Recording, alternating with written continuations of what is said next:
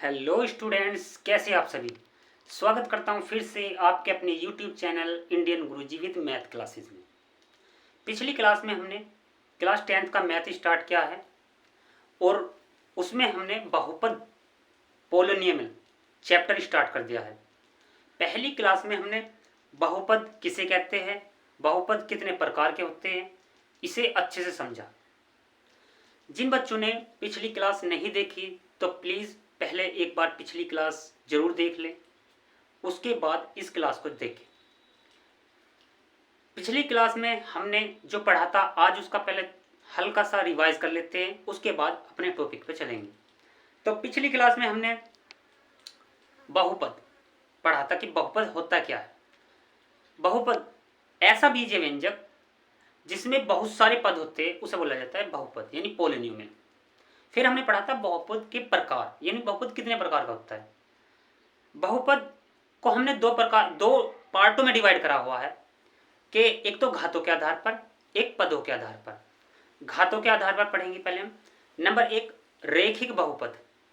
ऐसा बीजीय व्यंजक जिसमें चर संख्या यानी वेरिएबल की पावर एक होती है उसे बोला जाता है रेखिक बहुपद या लीनियर पोलिनोमियल। उसके बाद हमने पढ़ा था द्विघात बहुपद, क्वाड्रेटिक पोलिनोमियल, जिसमें वेरिएबल की पावर 2 होती है यानी 2 होती है, उसे बोला जाता है कि क्वाड्रेटिक पोलिनोमियल, द्विघात बहुपद। उसके बाद पढ़ा था हमने त्रिघात बहुपद, क्यूबिक पोलिनोमियल। ऐसा बीजीय व्यंजक जिसमें वेरिएबल की पावर 3 होती है यानी 3 होती है, जिसमें चर संख्या की घात 3 होती है, उसे बोला जाता है क्यूबिक पोलिनोमियल, त्रिघात बहुपद। उसके बाद हमने पढ़ा था पदों के आधार पर। पदों के आधार पर भी नंबर एक पदी बहुपद यानी मोनोमियल पोलिनोमियल। मोनो का मतलब होता है एक, यानी जिसमें एक पद आता है, एक टर्म होती है जिसके अंदर। ऐसा बीजीय व्यंजक जिसमें केवल एक टर्म होती है उसे बोला जाता है मोनोमियल या हिंदी में बोला जाता है एक पदी बहुपद। उसके बाद द्विपदी बहुपद पढ़ा था, इंग्लिश में बोला जाता है बाइनोमियल पोलिनोमियल, जिसके अंदर जिस बीजीय व्यंजक के अंदर 2 टर्म होती है यानी 2 पद आते हैं उसे बोला जाता है द्विपदी या इंग्लिश में बोला जाता है बाइनोमियल पोलिनोमियल। उसके बाद पढ़ा था हमने त्रिपदी बहुपद, इंग्लिश में बोलते हैं इसे ट्राइनोमियल पोलिनोमियल। ऐसा बीजीय व्यंजक जिसके अंदर 3 टर्म आते हैं यानी 3 पद आते हैं उसे त्रिपदी बहुपद बोला जाता है। फिर मैंने बताया था कि इसके बाद इससे ज्यादा वाला जो भी कोई व्यंजक आएगा होता है इससे भी ज्यादा वाला, पर उसे फिर नाम ना दिया जाता। एक चतुर्थपदी बहुपद भी बताया था जिसके अंदर 4 पद होते हैं। जिस बहुपद के अंदर यानी जिस बीजीय व्यंजक के अंदर 4 पद होते हैं उसे चतुर्थपदी बहुपद बोला जाता है यानी क्वाड्रिनोमियल पोलिनोमियल इंग्लिश में बोला जाता है। इसके बाद और भी बहुपद होते हैं पर उन्हें नाम नहीं दिया जाता, उन्हें बस बोल दिया जाता है कि ये एक बहुपद है, ये एक बहुपद है। तो ये सभी चीज पहली क्लास में करा दी है, तो प्लीज पहले एक पहली क्लास जरूर देख ले। जो भी बच्चा इसे नई क्लास को देख रहा है पहले पहली क्लास देख ले, उसके बाद इस क्लास को देख। तो चलते हैं अब अपने टॉपिक की तरफ, जो आज का हमारा टॉपिक है। आज हम पढ़ेंगे कि बहुपद ना होने की शर्त यानी बहुपद कब ना होता है। बहुपद ना होने की शर्त, condition of not being polynomial, यानी बहुपद ना होने की शर्त पढ़ेंगे। तो इसकी कुछ शर्त होती है। नंबर 1, जब कोई बीजीय व्यंजक में या ये कहेंगे जब किसी बहुपद में वेरिएबल की जो पावर होती है वो माइनस की होती है यानी ऋणात्मक होती है, नेगेटिव होती है, तब वो बीजीय व्यंजक बहुपद नहीं होता है। एग्जाम्पल से समझेंगे। मान लिया x की power 3 plus 6x² plus 2x plus 4 इस तरह। तो यहां जो वेरिएबल की पावर माइनस की है यानी ऋणात्मक है, नेगेटिव, जो इसकी पावर है या डिग्री है वो माइनस की है, तो इसलिए ये एक पोलिनोमियल नहीं होएगा। एक तो कंडीशन ये होती है। दूसरी, जब वेरिएबल की पावर एक भिन्नात्मक रूप में होती है, यानी एक फ्रैक्शन के रूप में होती है, तब भी बहुपद नहीं होता है। एग्जाम्पल से समझेंगे।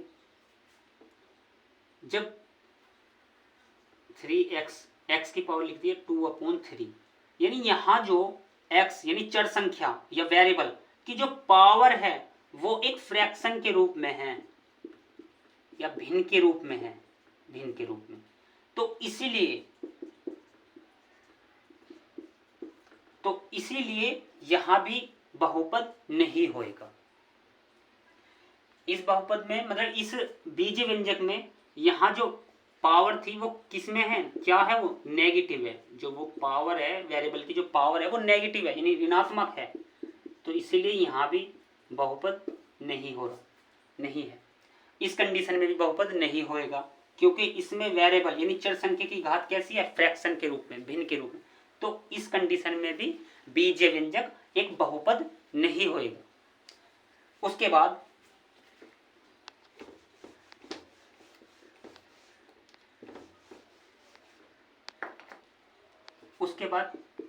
एक तीसरी कंडीशन होती है, जब किसी भी बीजीय व्यंजक में वेरिएबल डेनोमिनेटर में होता है यानी हर में होता है, तब भी जो एक बीजीय व्यंजक बहुपद नहीं होता है।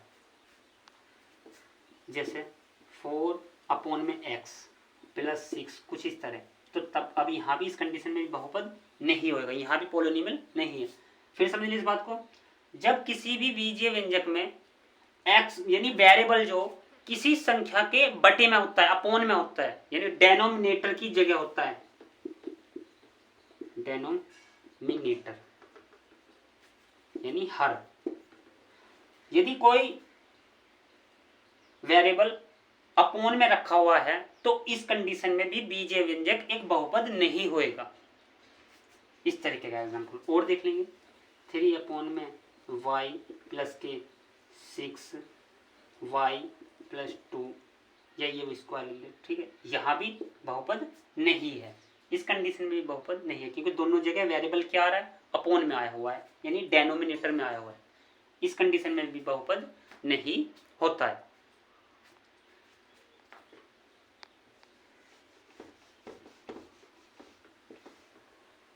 उसके बाद एक चौथी कंडीशन और है,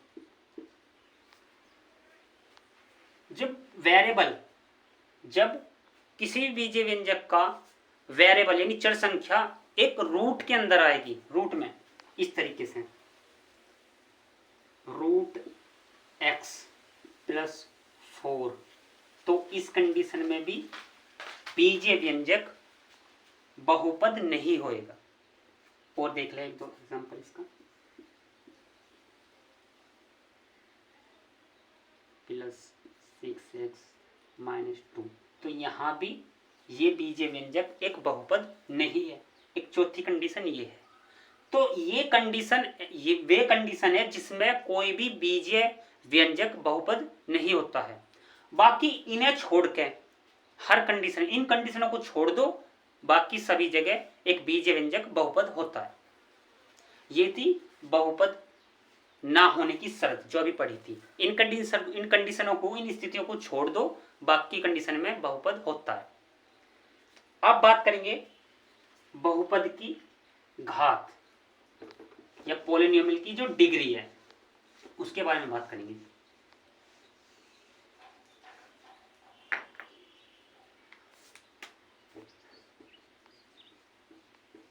बहुपद की घात,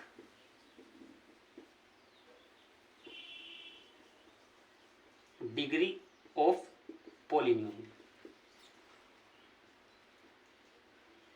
डिग्री ऑफ पॉलिनोमियल। तो डिग्री किसे कहते हैं बहुपद की, यानी घात किसे कहते हैं बहुपद की, वो समझेंगे। कोई बहुपद लिखा हमने x² प्लस 6x प्लस 3, इस तरीके से, ये एग्जांपल है। तो इसमें ये जो बहुपद लिखा हुआ है, इसमें बहुपद की घात कौन सी है, यानी इसकी डिग्री कौन सी है। तो वेरिएबल की मैक्सिमम सबसे ज्यादा पावर होती है, यानी घात होती है, उसे बोला जाता है, उस बीजीय व्यंजक यानी उस बहुपद की डिग्री बोला जाता है या घात बोला जाता है। जैसे इसमें सबसे ज्यादा पावर जो है वो 2 है, तो इस बहुपद की घात 2 है आंसर।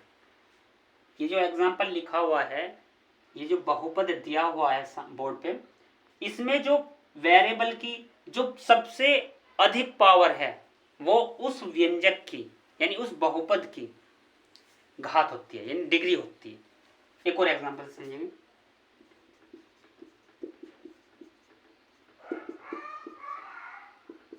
ये एक एग्जांपल और है दूसरा। इसमें जो वेरिएबल की मैक्सिमम पावर कितनी है, मैक्सिमम पावर, तो वो है 4। तो इस बहुपद की यानी इस पॉलिनोमियल की जो घात है यानी वो डिग्री जो है, जो डिग्री है वो 4 है आंसर। बस यही देखना, इसे बोला जाता है बहुपद की घात या डिग्री ऑफ पॉलिनोमियल। पॉलिनोमियल की डिग्री बोला जाता है इसे। अब जो है कोफिशिएंट के बारे में बात करेंगे, यानी गुणांक। गुणांक क्या होता है? बहुत से बच्चे गुणांक में भी कंफ्यूज होते हैं, बहुत ज्यादा गलती कर देते हैं।